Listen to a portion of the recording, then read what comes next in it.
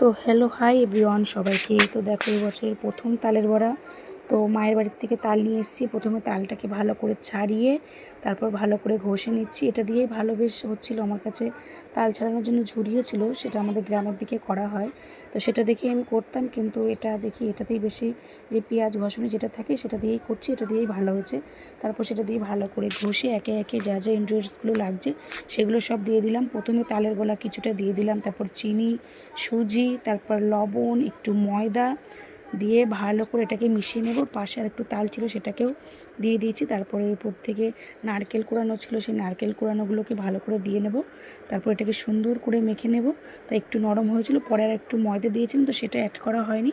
তারপরে গ্যাসটা ধরিয়ে দিয়েছি, তারপর তেলগুলোকে দিয়ে দিয়েছি। তেলটা গরম হলেই একে একে সবাই এই সবগুলোকেই ভেজে নেব। তো কে কে খেতে চাও অবশ্যই চলে এসো। আর কেমন হয়েছে কমেন্ট করে জানাবে কিন্তু তোমরা কেমন হয়েছে দেখতে। আমি তো প্রথম ভয়ে ভয়ে ছিলাম যে এগুলো হয়তো তলায় লেগে যাবে, তো দেখছি বেশ সুন্দর হয়েছে, বেশ বড়াগুলো ফুলেছে, বেশ সুন্দর হয়েছে, খেতেও দারুণ হয়েছে। তো কেমন হয়েছে কমেন্ট করে জানিও।